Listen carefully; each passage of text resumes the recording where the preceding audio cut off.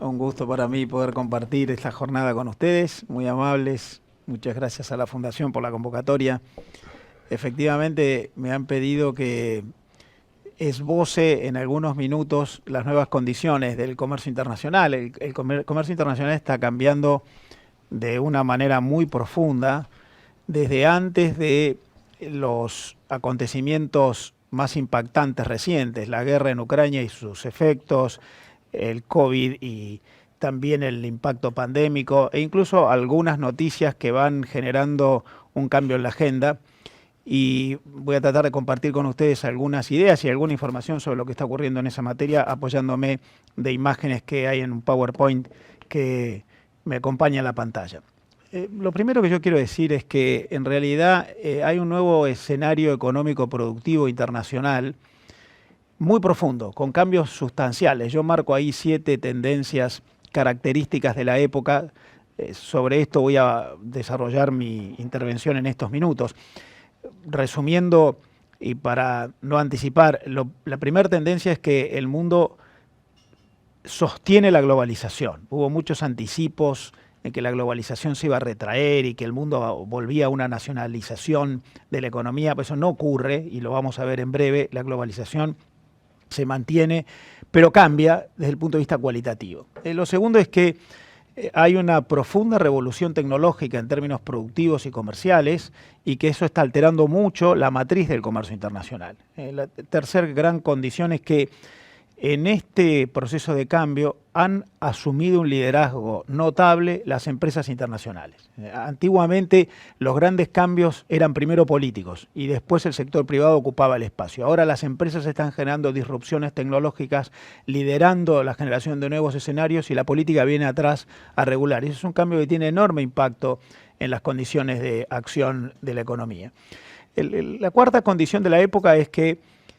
en este contexto el mundo está viviendo, sobre todo para el comercio internacional, una elevación de las condiciones de calidad. Nuevos requisitos, estándares, exigencias en términos técnicos, sanitarios, ambientales, de seguridad,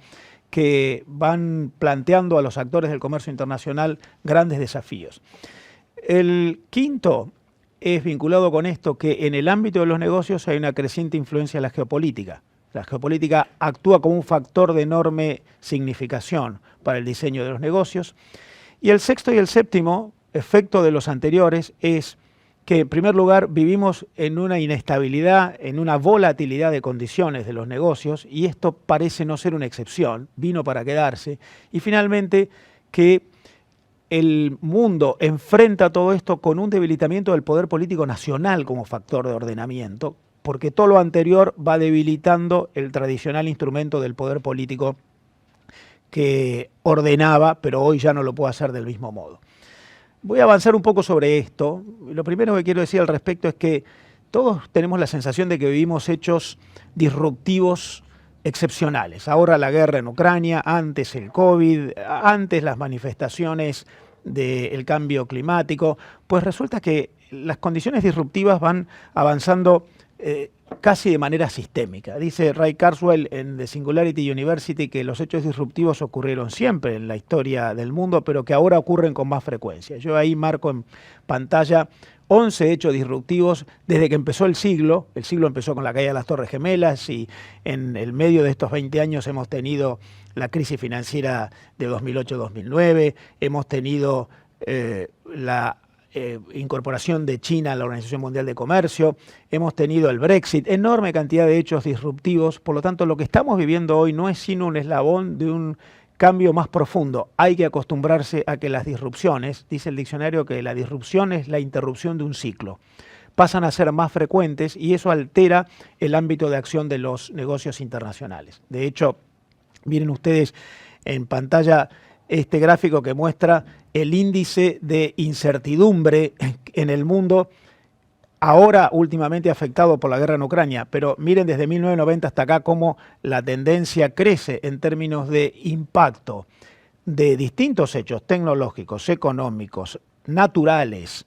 políticos, que van aumentando la incertidumbre, y esto pasa a ser un factor no solamente de consideración de los actores económicos cuando tienen que desarrollar estrategias o prácticas comerciales, sino también de los que generan el entorno de los negocios internacionales, como el ámbito político local, regional o internacional. De modo que, específicamente para los negocios, como consecuencia de ello, a mí me parece que lo primero que hay que considerar es que ese escenario de creciente influencia de la geopolítica disruptiva pasa a ser un elemento que no solamente influye en el presente, sino en el futuro, en la planificación estratégica de los negocios. La geopolítica pasará a ser cada vez más relevante. Lo es para Australia cuando tiene dificultades para exportar a China porque Australia pidió una investigación sobre el origen del COVID y China reaccionó con sanciones. Lo es para la Unión Europea cuando no solamente tiene la guerra en Ucrania ahora, sino tuvo antes el Brexit. Lo es para los países desarrollados, Estados Unidos o Europa cuando tiene dificultades para evitar las migraciones que vienen desde el sur. Japón lanzó una serie de subsidios hace algunos meses para alentar a las empresas japonesas a que cambien sus proveedores y no dependan tanto de empresas chinas. Hay una serie de factores geopolíticos muy relevantes que, en mi opinión, se reflejan en estas ideas que tengo acá compartidas en este momento. La puja por el liderazgo tecnológico, la guerra por la propiedad intelectual entre Estados Unidos y China, por 5G, la disputa entre los actores para influir en las regulaciones vinculadas con la tecnología son un ejemplo no solamente de la evolución tecnológica en sí, sino de la influencia de la geopolítica en la evolución tecnológica. Una inseguridad creciente por los conflictos bélicos o políticos, el último ejemplo es Ucrania, pero no es el único. Una creciente relevancia de la economía como arma de la política. Fíjense cómo Occidente reaccionó ante la invasión rusa en Ucrania a través de sanciones económicas, no de sanciones militares. Una sucesión de reacciones que no son uniformes, son diferentes de parte de los distintos países en relación a los problemas sanitarios, sociales o ambientales, lo cual hace que la agenda varíe según de quién estemos hablando para enfrentar los grandes problemas globales. La redefinición de los tratados internacionales, los tratados comerciales, que ya no son meros acuerdos de libre comercio con una simple reducción arancelaria recíproca, la reducción arancelaria pervive, lo vamos a ver ahora, pero además se van incorporando una serie de normas cualitativas, de estándares, de coaliciones normativas que van generando espacios comunes para producir, invertir y trabajar, lo cual modifica la esencia de los acuerdos internacionales, que insisto son más complejos, y finalmente la reaparición entre la puja entre los modelos institucionales. El presidente Biden ha dicho el mundo se divide en democracias contra autocracias. Vean lo que está ocurriendo en este momento con las disputas sobre quién participa en la Cumbre de las Américas, porque Estados Unidos tiene una agenda muy a favor de la democracia política, pero el mundo tiene muchos actores muy relevantes que no son democracias políticas. Hay una puja ahí por instituciones que impactan el modo en el cual se organizan los negocios. Y finalmente, algo que es complejo e interesante para desarrollar en adelante, la aparición de lo que yo llamo los espacios públicos no estatales, la generación de coaliciones, ecosistemas entre empresas, universidades, reguladores, generadores de soporte tecnológico, financiadores que van generando ecosistemas en los que la política influye menos, pero que van creando sus propias normas como modo de acción. Y todo esto produce enormes transformaciones para el primero de todos estos escenarios que yo estoy planteando, que es que la geopolítica influye más. Algunos se preguntan, bueno, pero entonces ¿cómo va a generar el mundo este nuevo escenario? ¿Cómo vamos a hacer los argentinos? Argentina vende mucho a China, pero estamos ubicados en Occidente, donde prevalece la democracia. Bueno, hay una disputa, hay distintos modelos, no solamente para nosotros. La Unión Europea firmó hace algunos meses un acuerdo de promoción de inversiones con China, pero el Parlamento Europeo detuvo la evolución de ese acuerdo con objeciones políticas contra China. Respeto a las minorías, respetos políticos. De modo que esa influencia de la geopolítica en los negocios va creando distintas categorías de actores. A mí me gusta resumirlo en esto. El mundo se dividirá entre aliados, por ejemplo Estados Unidos y la Unión Europea, clientes, se puede no ser aliado y ser cliente. Adversarios, se puede ser adversario y ser cliente. Claramente son aliados la Unión Europea y Estados Unidos y son adversarios Estados Unidos y China, pero Estados Unidos y China, teniendo una puja entre ellos por la búsqueda de la prevalencia de sus modelos, sin embargo son entre sí los principales clientes proveedores del planeta. Por lo que uno puede tener comercio con algún mercado sin ser aliado de ese mercado, y los escenarios de alianzas en realidad son mucho más profundos que el comercio. Yo diría que la globalización hoy está generando un espacio en el cual el mero comercio internacional, la vieja globalización de los contenedores y los barcos cargando mercancías, está deteniéndose en una instancia más primitiva, y una instancia superior es la de los países que van generando esas coaliciones, esas confluencias, esos clubes de amigos en los cuales van creándose comunidades institucionales en las que no solamente hay comercio, sino que hay alianzas entre empresas. Los analistas están llevando adelante la idea de que las viejas cadenas de valor, ese alineamiento de empresas vinculándose con procesos de maduración horizontales en la producción, comercio y distribución, están siendo reemplazadas por lo que ahora se llama ecosistemas, que son grupos de empresas que se van vinculando con financiadores, con desarrolladores tecnológicos, con inversores, con inventores, de manera menos ordenada, y que en distintos países del mundo van creando lo que la World Intellectual Property Organization llama Global Innovation Networks, ecosistemas en los que las empresas invierten juntas, planifican juntas, desarrollan iniciativas muy innovativas, de modo que uno puede tener mero comercio entre un país y el otro, pero las coaliciones de países que generan ecosistemas de empresas marcan un plano de vinculación entre esas empresas mucho más profundas que el mero comercio internacional. La globalización hoy es más compleja que el mero intercambio de mercancías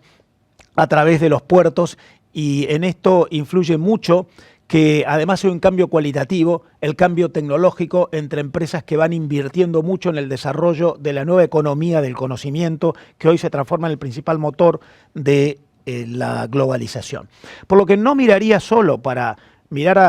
anticipar, para proyectar la evolución del comercio internacional, los datos sobre el comercio específico de bienes. Incluiría muchos más datos, por ejemplo, el comercio de servicios entre los países, no solamente el de bienes, o por ejemplo, los flujos de financiamiento para los nuevos negocios internacionales, o por ejemplo, los flujos de datos que van generando un nuevo valor en la economía, que es la economía del conocimiento, o incluso algunos componentes adicionales como las migraciones, y en particular las telemigraciones, que van produciendo ámbitos de trabajo comunes más allá de las fronteras, o la inversión extranjera directa. Yo acá como un ejemplo muestro en este momento en pantalla, en las columnas azules, la evolución del stock de inversión extranjera directa en todo el mundo desde que empezó el siglo hasta hoy. En 20 años la inversión extranjera directa creció muchísimo en el mundo, aun cuando los flujos no son tan dinámicos como antes. Y estas instauraciones de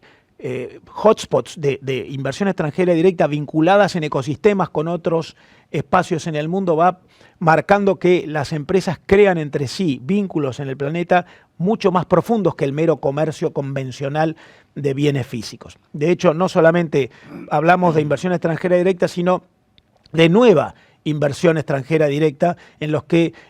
los datos, la economía digital, la generación de valor intangible, como lo muestra el gráfico de la derecha, va produciendo incluso una dificultad en el modo de evaluar, de medir y de cuantificar esa globalización. Hoy hay una creciente vinculación entre empresas en distintos lugares del mundo que van intercambiando información, datos, generando capital intelectual que hasta es difícil de medir, que las estadísticas no reflejan adecuadamente.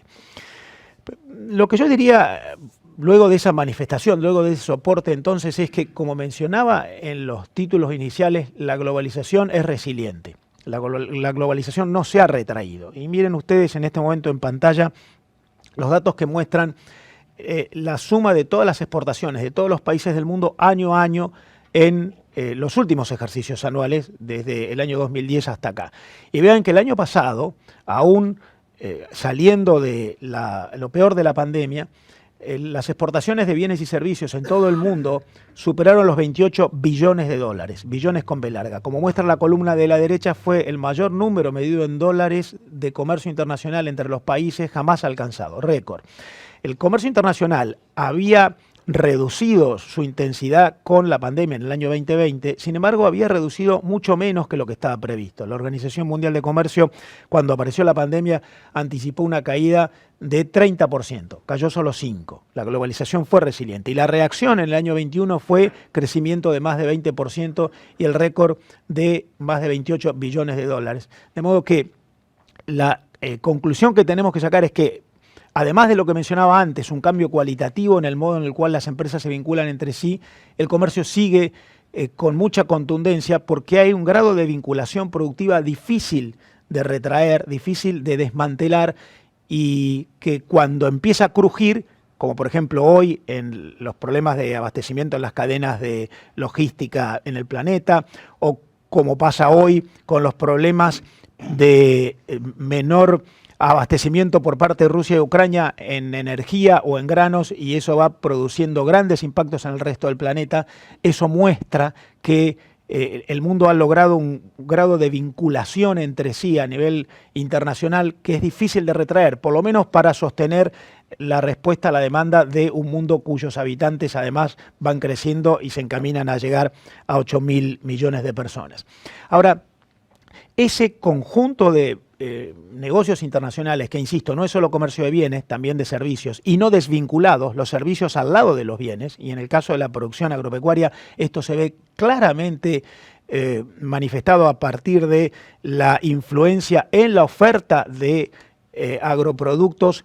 relativo a la propiedad intelectual, la ingeniería genética, en el caso argentino la agricultura de precisión, la muy sofisticada maquinaria agrícola, la satelización de la producción, la información como componente principal para la toma de decisiones y para la calificación del producto y el desarrollo de estrategias comerciales. Eso va generando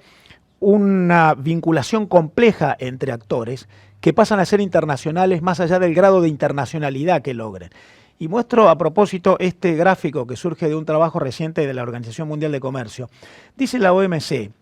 que de todas las exportaciones de todos los países del mundo, lo muestra la última columna del primer conjunto de la izquierda y la última columna del segundo conjunto de la derecha, dice la OMC, el 45% de todas las exportaciones de todos los países del mundo en realidad son exportaciones indirectas. ¿Qué quiere decir? Son exportaciones en las que el grueso del valor está generado no por el exportador, sino por el que antes proveyó al exportador, que termina siendo probablemente una gran empresa, pero que sin embargo internacionaliza una oferta en la cual el principal valor está generado por un proveedor de ese gran actor internacional. 45 exportaciones indirectas de aquellos que no aparecen en las estadísticas como grandes exportadores, pero son los generadores del principal valor de quienes después completan el proceso, lo cual explica ese grado de internacionalidad sistémica en el que hay que mirar mucho más que los datos epidérmicos de la evolución del comercio internacional. Todo esto en realidad está partiendo de un soporte que me parece crítico en términos internacionales que consideremos. ¿Por qué, a pesar de las disrupciones populistas, de las amenazas climáticas, los episodios como la guerra en Ucrania o antes el COVID, la globalización se sostiene? Y la principal razón es que el mundo ha consolidado un grado de vinculación entre países a partir de pactos que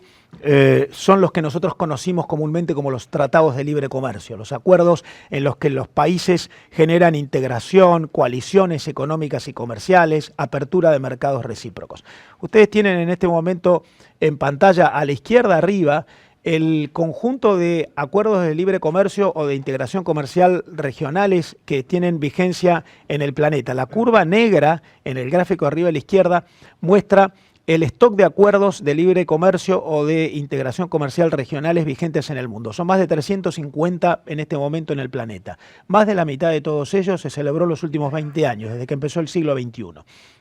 De modo que hay un conjunto de vínculos institucionalizados entre los países que facilitan esos ecosistemas de los que yo hablo, en los que además se va produciendo una confusión entre sectores, el agro con la industria, la manufacturación con los servicios, lo físico con lo intangible, una vinculación sistémica que es alentado por este conjunto de pactos que están vigentes en el planeta. Miren el gráfico de la derecha, el que tiene esa superficie azul. Eso marca de todo el comercio internacional entre todos los países del mundo, ¿qué porcentaje ocurre entre países que han celebrado entre sí acuerdos de integración? El 60% de todo el comercio internacional entre todos los países del mundo ocurre entre países que han pactado acuerdos de reducción arancelaria y confluencia regulativa entre sí, lo cual marca que es muy relevante para avanzar en esa nueva globalización en la que no solamente hay baja de aranceles, sino que hay conjuntos de regulaciones comunes, confluencias normativas, estándares similares, este tipo de pactos para favorecer esa actuación de los factores económicos en los ecosistemas de lo que yo hablaba hace un rato. De modo que, y esto lo marca el gráfico de abajo a la derecha, lo que hay que considerar es que los pactos entre los países ya no son solo reducción de aranceles, sino generación de coaliciones regulativas de alta exigencia que facilita el costo de adaptación de las empresas que actúan allá adentro, pero genera exigencias crecientes para los que vienen desde afuera, como nosotros en la Argentina, que tenemos poca presencia en este tipo de instrumentos y entonces tenemos crecientes dificultades para ingresar en los principales mercados. Por supuesto que esto tiene una segunda cara de la moneda, que es que así como cae en el mundo en promedio la exigencia arancelaria, el promedio de arancel en frontera en el mundo desde el año 95 hasta acá ha bajado de 15 a 5%. Sin embargo, en contraposición, se eleva en el mundo el conjunto de exigencias no arancelarias, de normas técnicas, normas sanitarias, normas de seguridad, normas ambientales, normas relativas a la información en el producto, que son cada vez más vigentes. Este tipo de requisitos son crecientes, no solamente por las regulaciones públicas nacionales, sino también por las internacionales e incluso por nuevas exigencias privadas. Las propias grandes empresas planteando requisitos a sus proveedores para que cumplan este tipo de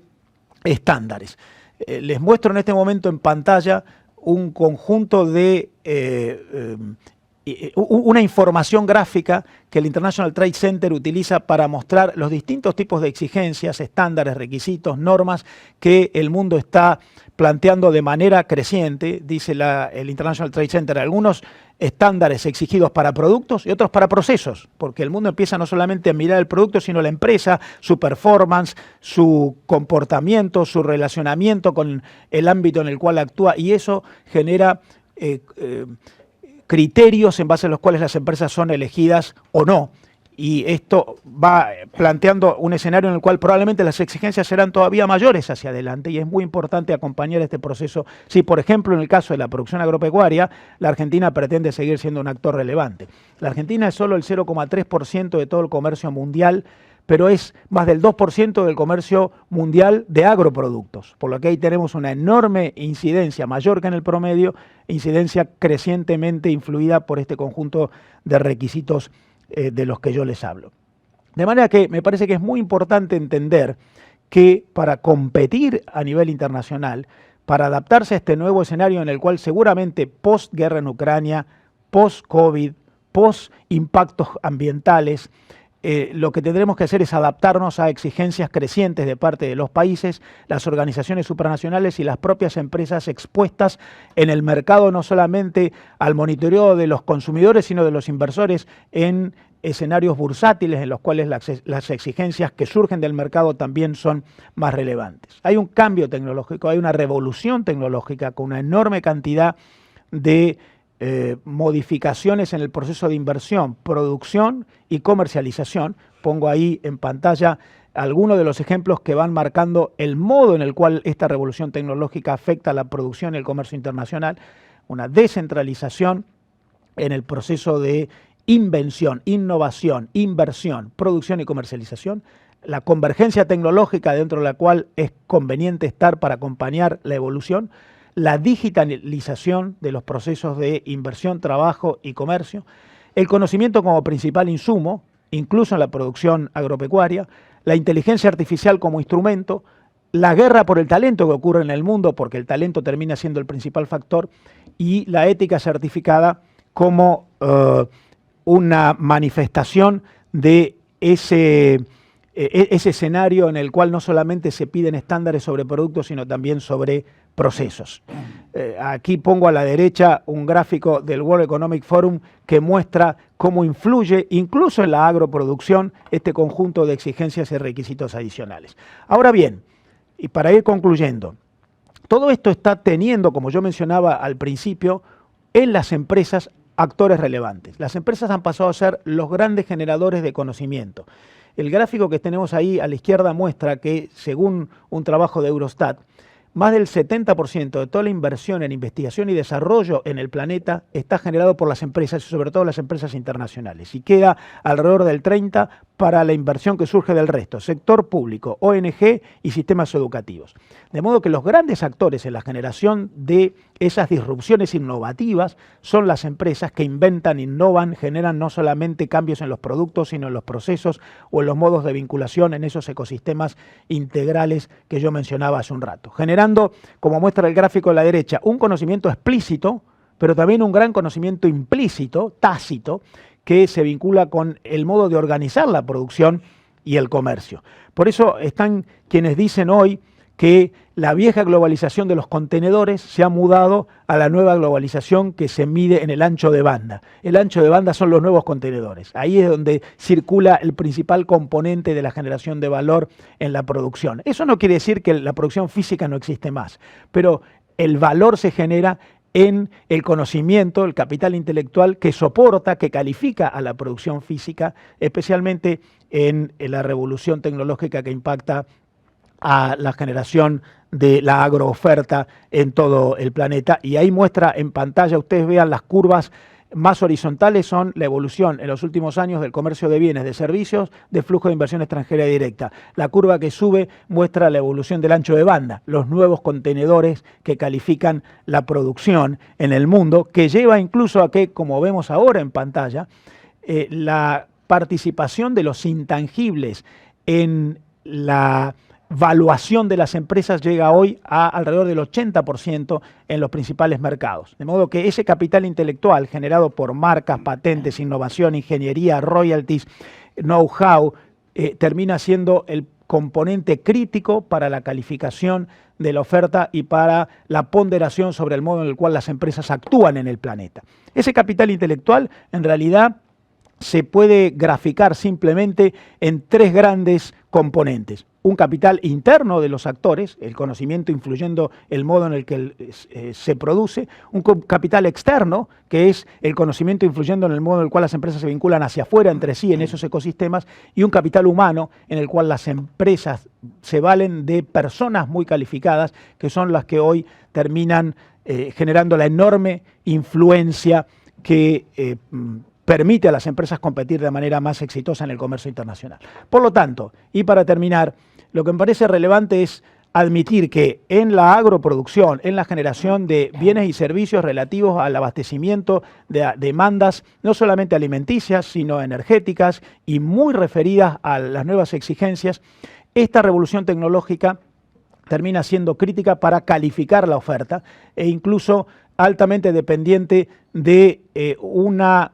mayor valoración en el mundo de ese principal motor de la globalización que hoy que son los datos. Ustedes ven en pantalla en este momento la elevación de los últimos años del valor de los datos en los mercados internacionales como principales componentes de esa nueva globalización. Hay un ecosistema de actores, no son solamente empresas, hay una enorme cantidad de factores que participan de eso, que ya no son las viejas cadenas de valor lineales, sino que son sistemas de empresas, universidades, inventores,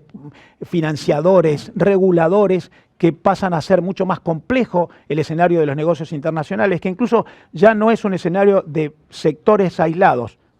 primario, secundario, servicios, sino que vinculan todo en un escenario en el cual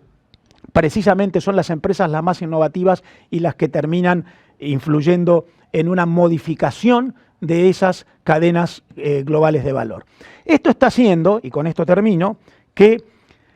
hay una parte de los negocios internacionales que se está regionalizando, que ya no es tan universal. Ustedes ven en pantalla en este momento la curva verde de arriba es el comercio internacional entre distintos continentes y la curva roja de abajo el comercio internacional intracontinentes. Ahora, esto está siendo producido, mayor comercio de cercanía, menos comercio universalizado, básicamente en lo más básico, en lo más elemental del comercio internacional, que son las manufacturas. Las manufacturas tienden a concentrarse en escenarios geográficos más cortos, pero aquello que genera el mayor valor que es el conocimiento, el capital intelectual, está marcando un cambio en las cadenas globales de valor, y eso es lo que está produciendo nuevas estrategias en las empresas y una globalización creciente, incluso con respuestas de las empresas para los problemas nuevos, como los problemas de logística o de funcionamiento de estas nuevas condiciones, incluso con crecientes disrupciones. Por lo que, y para terminar, en mi opinión, hay una nueva globalización en la cual se reglobaliza, se neoglobaliza el capital intelectual como factor de creciente generación de valor. Hay una globalización convencional en el mecanismo de producción dependiente sobre todo del capital físico para la tecnología productiva. Hay una infraglobalización en las empresas que actúan en redes, y probablemente haya una desglobalización en lo más básico, en lo más elemental, que es la producción de manufacturas, aquello en lo cual menos valor se genera. Pero no hay que engañarse, lo más sofisticado se reglobaliza, lo menos sofisticado, donde menos valor se genera, se desglobaliza, y en el medio un cambio de sistema para el cual hay que adaptarse, para el cual hay que prepararse, y esto afecta esencialmente al sector más internacional en el cual en la Argentina nos desenvolvemos, que es la agroproducción.